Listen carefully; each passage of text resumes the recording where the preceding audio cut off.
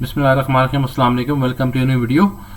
Today is 1 May. आज ये video बन रही है in a very difficult situation for the stock market. जब मार्केट में हर तरफ ही रेड दिखाई दे रहा है और इन्वेस्टर्स काफ़ी परेशान हैं, तो थोड़ी सी एक डिफरेंट वे में हम एक वीडियो लेके आ रहे हैं जिसमें बहुत ही इन डेप्थ डेटा एनालिसिस है और नथिंग जो हमने अपने पास से ये रिकॉर्ड किया है, सारा वो डेटा है जो स्टॉक मार्केट की वेबसाइट पे अवेलेबल है। तमाम कंपनीज का डेटा है और कुछ इन्फॉर्मेशन उनसे फर्दर प्रोसेस होकर, लेकिन वो इन्फॉर्मेशन भी मोस्टली आपको वेबसाइट पे मिल जाती है, लेकिन वो मुख्तलिफ जगह पे स्कैटर्ड होती है, तो हमने उसको एक जगह पे कंपाइल करके, तो ये टोटल 30 कंपनीज हैं।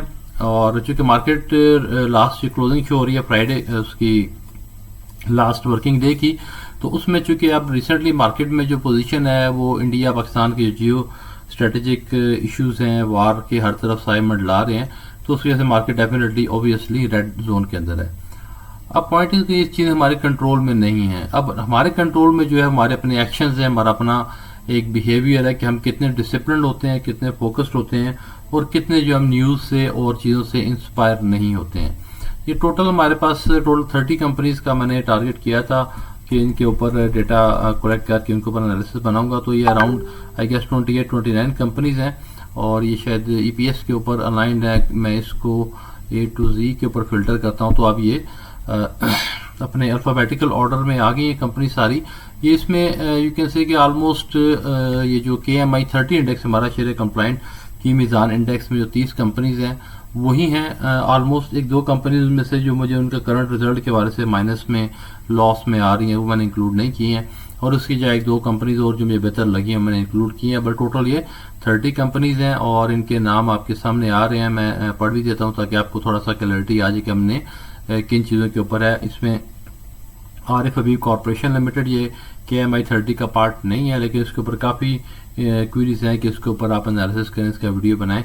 तो Arif Habib corporation, then we have Airlink, then ATL, ATRL, DCR, DG Khan cement, EFRT, Engro holding, Faysal bank, Fatima fertiliser, FFC, Fauji cement, Fauji fertiliser, Fauji foods, गाल, और then we have Honda car, Hubco, Lucky, हमारी, MEBL, Maple Leaf cement, MTL Millat tractor, OGDC, पेल, PIOC यानी कि Pioneer cement, POL, PPL, PSO, Sazgar and SNGP। Further अगर आप कोई चाह रहे हैं वीडियो इसमें को रेगुलरली हम इसको इंक्लूड करें तो आप कमेंट बॉक्स में ज़रूर सजेस्ट करें। I will evaluate loss making company को और बिल्कुल पैनी स्टॉक को तो मैं डेफिनेटली इंक्लूड नहीं करूंगा। बट थिंक कोई ऐसी कंपनी है कि जिसमें ग्रोथ पोटेंशियल अच्छा है, जिस तरह आरिफ हबीब कॉरपोरेशन को एंड किया वो इसलिए कि ये एक सॉर्ट ऑफ पेरेंट कंपनी है और इसको एज ए ग्रुप देखना चाहिए। उनके ग्रुप के नीचे Arif Habib group is a very strong group, very you can say trusted and respectable group है। इवन इनकी नीचे सिस्टर कंसर्न्स हैं लाइक फातिमा फर्टिलाइजर्स हैं, वो इनकी कंपनी है।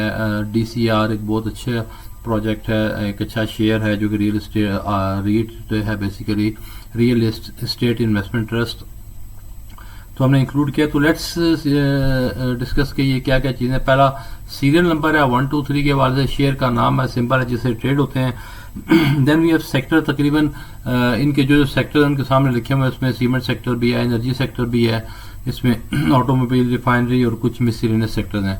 देन इनकी क्लोजिंग लास्ट क्लोजिंग प्राइस है स्टॉक मार्केट के अंदर, और चेंज उस दिन में जो चेंज इनके अंदर आई, और चूंकि मार्केट सारी रेड जोन में है तो सिवाय एक कंपनी मुझे नजर आई जो ग्रीन जोन में क्लोज हुई, गलबन SNGP थी, सुई नॉर्दर्न गैस पाइपलाइन जो ग्रीन जोन में क्लोज हुई, ज़्यादातर सारी मार्केट ही रेड जोन में क्लोज हुई है।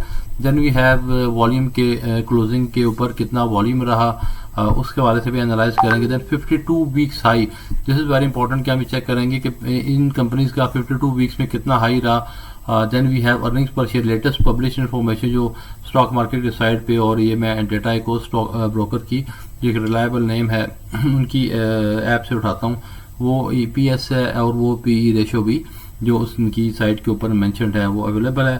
तो ये चीज़ मैंने खुद कैलकुलेट की है और इसको मैंने खुद ऐड किया है। ये आपको कहीं और नहीं मिलेगा किसी वेबसाइट पे, because this is as per my own assumption. क्या मैं ये देखना चाह रहा हूँ कि आज जो शेयर है वो 52 वीक्स की जो हाई प्राइस थी उससे कितना नीचे है।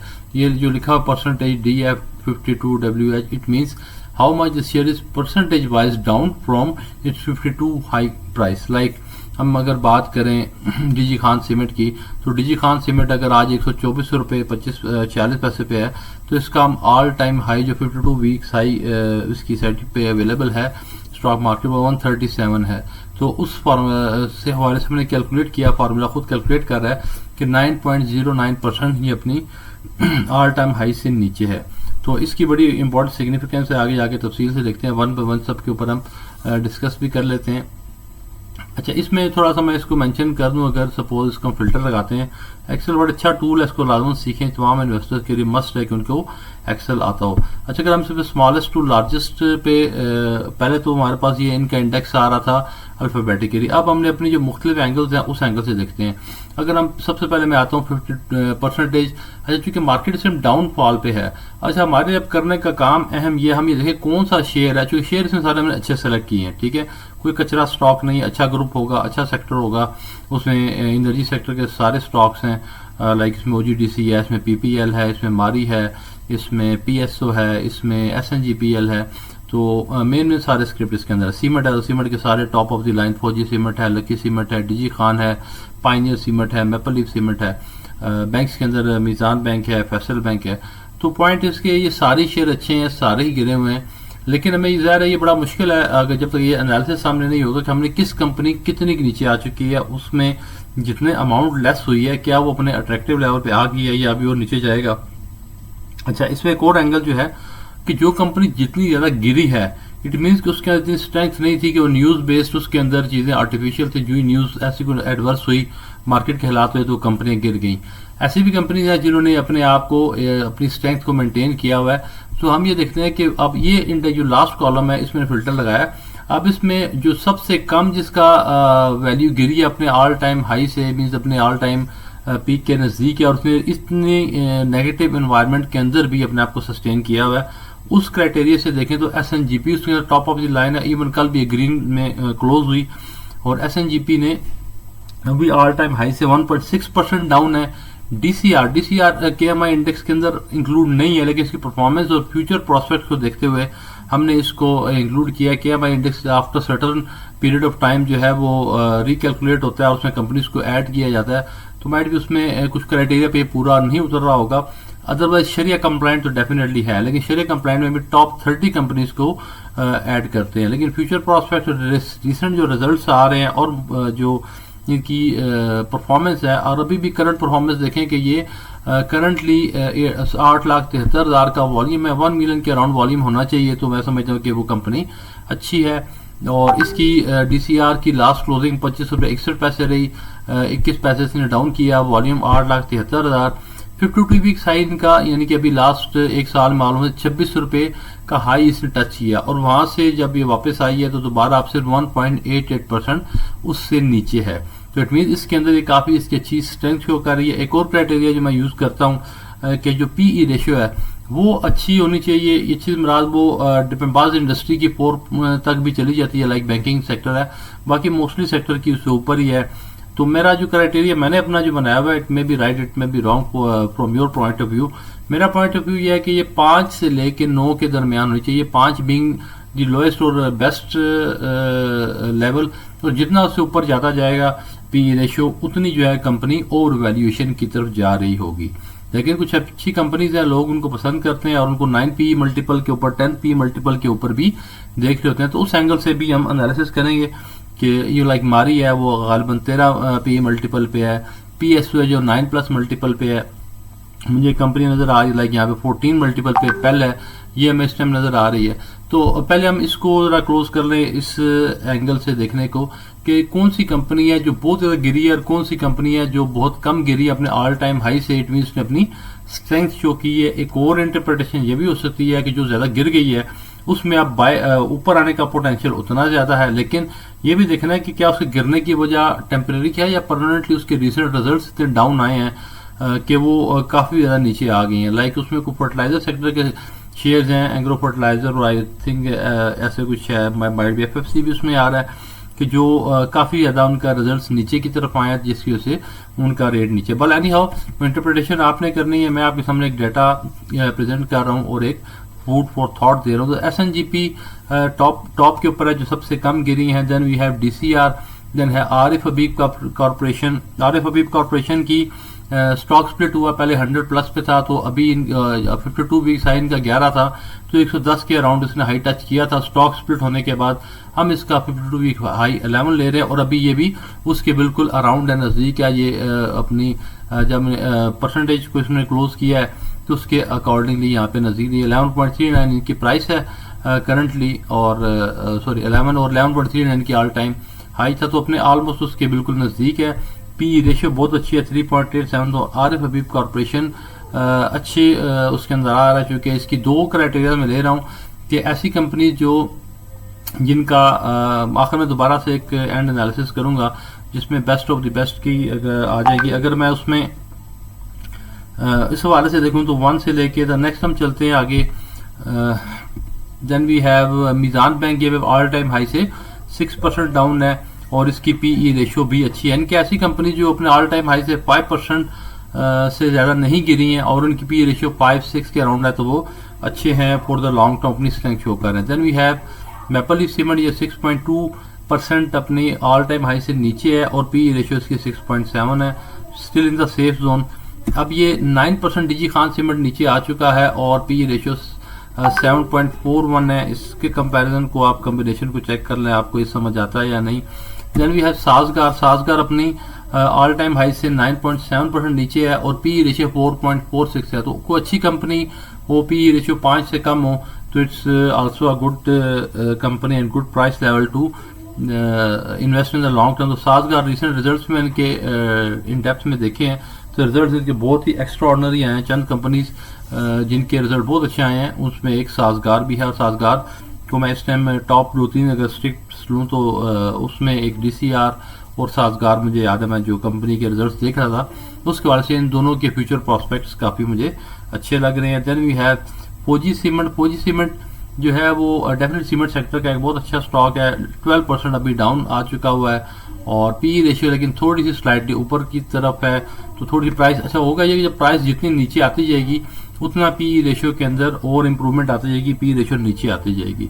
तो देन वी हैव 12.72% डाउन है लकी सीमेंट, जो कि अपने ऑल टाइम हाई से अच्छा, इसका भी प्राइस में थोड़ा सा ये कि स्टॉक स्प्लिट आया, तो इस स्टॉक स्प्लिट के बाद इसकी प्राइस 350 के ऊपर ऑलमोस्ट ओपन हुई थी, और उसी दिन इसने 9% अपसाइड जाके 375 को टच किया था, और बाद में फिर वहां से पोजीशन रिवर्स हुई है, और स्टॉक स्प्लिट के बाद अगर पोजीशन नॉर्मलाइज होती है तो मैं समझ रहा हूँ कि इसने 400 के करीब तो बड़े आराम से चला जाना है, क्योंकि स्टॉक स्प्लिट में चीज़ें बहुत, जब शेयर महंगा होता है, जब वो दोबारा ओपन होता है अपने उसी प्रोपोर्शनेट लेवल से, तो जो इसकी 1750 की वैल्यू थी वो 350 के ऊपर ओपन हुआ, तो जो 1750 का जिसको शेयर देखा हुआ है 1400, 1500, 1300, उसको जब 350 का शेयर नजर आएगा तो साइकोलॉजिकली वो थोड़ा सा बेहतर फील करता है इन्वेस्टर्स के अंदर, और ट्रेडिंग भी डेफिनेटली वॉल्यूम बढ़ेगा उसकी प्राइस कम होने की वजह से, तो लोग उसके अंदर डेफिनेटली एंट्री लेंगे, तो it's again is in the better safe zone. Then we have गाल, देन वी हैव फातिमा, और इसी तरह सब के आप देखते हैं कि बाकी कंपनीज जो है वो इनसे सारी जो है वो ऊपर परसेंटेज में 1 देखते हैं। Faysal cement, sorry Fauji cement है, then we have Lucky cement, then we have गाल, देन फातिमा फर्टिलाइजर, देन पेल, then we have Pioneer cement, then Faysal bank, then Fauji fertiliser, then OGDC, Hubco, Honda car, Millat tractors, PSO, POL, Fauji foods, PPL, Mari is a very important stock, जो market का एक अच्छा favourite stock है, market की darling भी कहा जाता है, ऐसे मार्केट को पसंद करती है, लेकिन करंटली ये 11.79 इसकी पी रेशियो आ चुकी है, और अपने ऑल टाइम हाई जो कि 900 था बोनस के बाद का मैं ऑल टाइम हाई नोट कर रहा हूँ, तो उस हवाले से ये 32.68% डाउन है। अभी भी जो अच्छी कंपनीज जो काफ़ी गिरी हैं उनको दोबारा ऊपर आना चाहिए, तो उस हवाले से मारी 32% डाउन है, और जो उसमें अगर इन्वेस्ट करेगा तो अपने ऑल टाइम हाई को अचीव करने में इसको 32% की अपसाइड मिलेगी। इससे ऊपर जो कंपनीज है कंपैरेटिवली लाइक अटक रिफाइनरी है, एयरलिंक है, एंग्रो फर्टिलाइजर, एंग्रो होल्डिंग, अब फर्टिलाइजर सेक्टर के रिजल्ट चूंकि इस क्वार्टर में काफ़ी नीचे आए हैं तो इसलिए उनकी शेयर ज़्यादा नीचे गिर गए हैं, और आई गेस के दोबारा शायद अपने ऑल टाइम हाई जो प्रीवियस था उसको टच ये ना कर सकें, दोबारा इनका न्यू ऑल टाइम हाई बनेगा। सिमिलरली मारी के अंदर भी चूंकि बोनस के बाद एक इंटरप्रिटेशन जो थी वही इशू था कि इनकी प्राइस इतनी कम, लोगों को समझ नहीं कि बोनस के बाद प्राइस क्यों कम हो गई है, तो ज़्यादा लोगों ने ऊपर बाइंग कर ली, वो भी आई गेस के दोबारा अपने ऑल टाइम हाई को टच करने में इनको टाइम लग सकता है। जो 2025 के अंदर ये 900 को दोबारा टच होते हुए माइट भी एंड पे जाके हो जाए, 2 क्वार्टर अगर अच्छे रिजल्ट्स दें नेक्स्ट 2 क्वार्टर्स में, तो फिर माइट भी इनकी दोबारा चांस है कि दोबारा टच कर जाएं।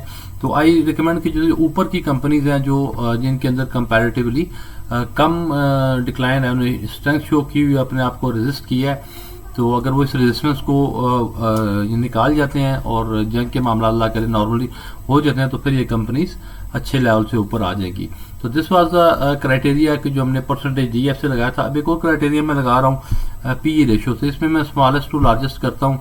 तो स्मॉलेस्ट टू लार्जेस्ट में जिनकी PE रेशियो सबसे कम है, कंपनी की वैल्यूएशन के लिए मुख्तलिफ जो मेथड यूज होते हैं, उसमें एक PE रेशियो सबसे इंपॉर्टेंट और सबसे ईजी टू वे है।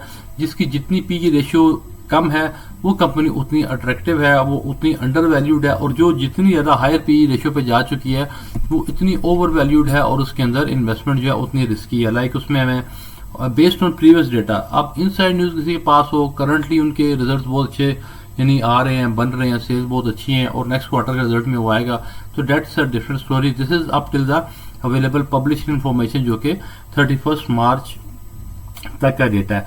उस हवाले से सबसे नीचे से मैं शुरू करता हूँ। एंग्रो होल्डिंग और होंडा कार एंड FFL, फौजी फूड्स, एयरलिंक, मिलेट ट्रैक्टर्स, पेल, एग्रो फर्टिलाइजर्स, मारी, ये वो कंपनी है PSO के जो कि ओवर वैल्यूड है, ओवर प्राइस हो चुकी हैं। और जो अंडर प्राइस स्क्रिप्ट्स हैं उसके हवाले से Faysal bank, then we have Hubco, RFB corporation, PPL, SNGP, Sazgar, Attock refinery, OGDC, DCR, Meezan bank, Fatima, Lucky, POL। तो इस इंडेक्स से इस हिसाब से ये कंपनी है जो कंपैरेटिवली लोअर PE रेशियो के अंदर चल रही हैं। डेफिनेटली कोई भी मैंने ऐसी कंपनीज में नहीं ली जो माइनस जिसने लास्ट क्वार्टर में शो किया और लॉस के अंदर हो, और पेनी स्टॉक हो, कचरा स्टॉक हो, उसमें और हाई टर्नओवर ले रहे हैं, लाइक उसमें सिनर्जी है और इस तरह की बहुत सी और कंपनीज हैं जो बहुत तेजी से टर्नओवर बनाती हैं, लेकिन they are all penny stock में सिर्फ सट्टा हो रहा होता है, सब जुआ हो रहा होता है, कोई जेन्युइन बिजनेस उसमें नहीं हो रहा होता। तो लेकिन जो डे ट्रेडर हैं, लोग उसमें काम करते हैं और पैसे भी कमाते हैं, तो मेरा वो पॉइंट ऑफ व्यू नहीं है। हम लॉन्ग टर्म इन्वेस्टमेंट के हवाले से, लॉन्ग टर्म इन्वेस्टिंग के हवाले से, और KMI 30 इंडेक्स है वो मेरा बेंच मार्क है, उसको मैं लेके चलता हूँ। तो ये 2 मेन क्राइटेरिया थे जिस हवाले से हमने इसको इंक्लूड किया। अभी जरा चेक कर लें कौन कौन से सेक्टर को और हमने इंक्लूड किया हुआ है, और उसमें अगर हम 1 by 1 आए तो सबसे ज़्यादा पहले हम एनर्जी सेक्टर की बात करते हैं, क्योंकि एनर्जी सेक्टर एक फेवरेट सेक्टर है। एनर्जी सेक्टर की ये सारे शेयर आपके सामने है, और उसमें मैं क्राइटेरिया ऑलरेडी जो लगा हुआ PE रेशियो का जो सबसे कम है और उस हवाले से जो बढ़ती जा रही है, तो उसमें टॉप ऑफ द लाइन जो इन्वेस्ट करने के काबिल है, पहले हबको है, देन वी हैव PPL, उसके बाद आएगा SNGP, उसके बाद OGDC, then we have POL, then PSO and then मारी।